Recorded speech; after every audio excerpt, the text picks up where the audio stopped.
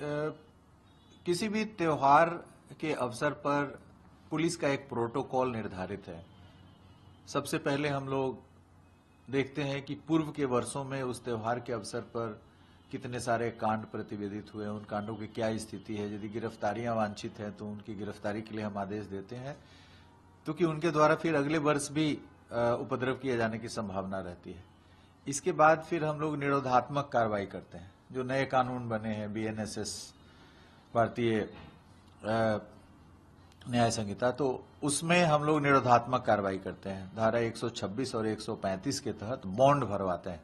उसकी भी लगातार मॉनिटरिंग कंट्रोल रूम से की जा रही है, और यह मॉनिटरिंग की जा रही है कि जो प्रस्ताव पुलिस के द्वारा अनुमंडल पदाधिकारी को भेजा जाता है उस पर नोटिस दे करके और संबंधित जो उपद्रव करने वाले लोग हैं उनसे भारी से भारी संख्या में, अधिक से अधिक संख्या में बॉन्ड भरवाया जाए, सो दैट उन पर एक डेटरेंस की तरह कार्य करे कि वो बॉन्ड भरे हुए हैं तो किसी भी तरह का उपद्रव होगा तो उनका नाम आएगा। उसके अलावे फिर जो सोशल मीडिया मॉनिटरिंग है, सोशल मीडिया मॉनिटरिंग की जा रही है ताकि किसी भी प्रकार का अफवाह, फेक न्यूज या उस तरह के पोस्ट हैं जिससे ज्यादा से ज्यादा जनता कम समय में उद्वेलित होकर के कुछ इस तरह की गतिविधि में शामिल ना हो, इसलिए सोशल मीडिया मॉनिटरिंग भी की जा रही है। डीजे पर प्रतिबंध है और निर्देश दिया गया है कि डीजे पर अश्लील गाने ना बजें, और यदि ऐसा होता है तो उस पर FIR दर्ज करने के लिए हम लोगों ने एक अलग से पहले आदेश भी दिया है कि BNS की सुसंगत धाराओं के तहत उन पर FIR दर्ज किया जाए जो अश्लील गाने डीजे पर बजा रहे हैं। डीजे वालों को पर्व के पूर्व ही जिस थाना क्षेत्र में जितने सारे डीजे वाले हैं उनसे संपर्क करके और उनको काउंसलिंग करने के लिए भी बोला गया है कि उनसे अनुरोध करें कि वो किसी प्रकार की ऐसी हरकत ना करें या उनके डीजे पर अश्लील गाने वगैरह ना बजे, बल्कि डीजे का प्रयोग ही ना करें, नहीं तो वो जब्त हो जाएगा। तो उन तक पहुंचकर थानों को कहा गया है। शांति समिति की बैठक थाना स्तर पर भी की गई है, जिला स्तर पर भी की गई है।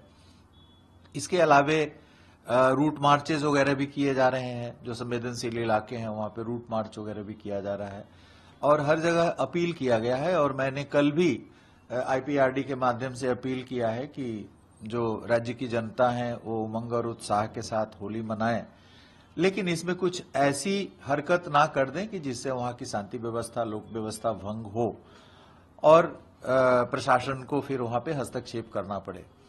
और वहां पर निश्चित रूप से यदि कोई हरकत होती है तो उनके होली मनाने का जो उत्साह है उसमें खलल पड़ेगा, उसमें व्यवधान होगा, रुकावट आएगा। इसलिए ऐसा ना करें ताकि आपके जो क्षेत्र है वहां पर होली मनाने की जो भावना है उसमें किसी तरह की कमी आए।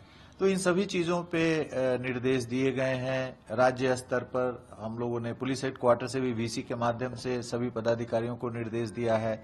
मुख्य सचिव के स्तर से भी सभी जिला पदाधिकारी, SP, DIG, कमिश्नर, सब लोगों को एड्रेस किया गया है, और इस अवसर पर शांति व्यवस्था बनाए रखने के लिए जितने सारे कदम उठाए जाने हैं सभी कदमों को प्रभावकारी ढंग से उठाए जाने का निर्देश दिया गया है।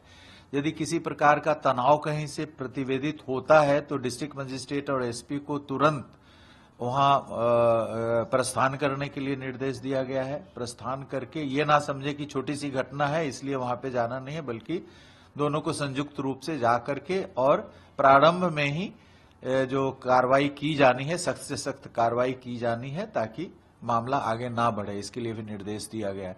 तो सभी प्रकार के एहतियाती कार्रवाई की गई है और प्रशासन की पूरी नजर है, और जनता से भी अपील की गई है।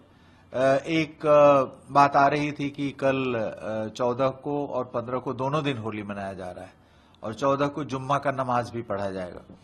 तो इसके परिप्रेक्ष्य में भी लोगों से अपील की गई है कि सभी अपना अपना पर्व जो जुम्मा का नमाज है वो भी सही ढंग से अदा करें, और होली खेलने वाले भी होली खेलें, और कुछ ऐसा हरकत ना करें एक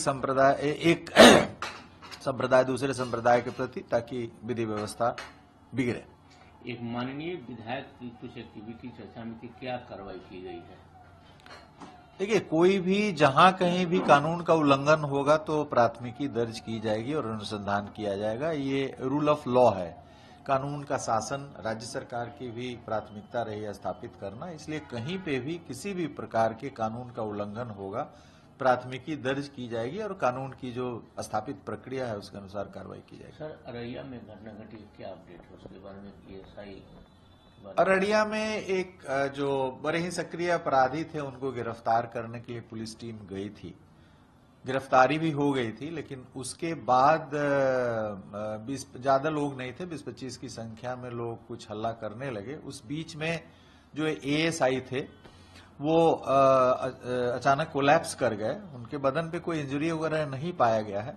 अब पोस्टमार्टम से पता चलेगा कि उनका कुछ हार्ट वगैरह का कोई इशू था या क्या था, बट इंजरी नहीं, कुछ ऐसे ही हल्ला उल्ला हुआ था। ऑब्वियसली गिरफ्तार करके जब ले जा रहे थे तो लोगों ने हल्ला किया, तो कोई मार पिटाई का भी कोई ऐसा वीडियो या नहीं आया है। तो उनकी डेथ हो गई, उनको भर्ती कराया गया था, बट वो एक्सपायर हो गए। तो जो भी उनके परिवार को दे अनुकंपा के तहत दे चीजें हैं सबको मुहैया कराया जाएगा। एक्स्ट्रा फोर्सेज भी लाया गया होली को लेकर के, CAF या हाँ, प्रत्येक त्योहार के अवसर पर केंद्रीय बलों की प्रतिनियुक्ति की जाती है, 4 से 6 कंपनियां दी जाती हैं और उन कंपनियों को हम लोग जो संवेदनशील हमारे जिले हैं वहां पे हम लोग प्रतिनियुक्त करते हैं। इसके अलावा हमारे जो रेंज रिजर्व्स हैं BSAP के रेंज रिजर्व्स को भी यूज किया जाता है। ट्रेनिंग इंस्टीट्यूशंस में भी जो बल हमारे रहते हैं प्रशिक्षणरत रहते हैं उनको भी हम लोग यूज करते हैं।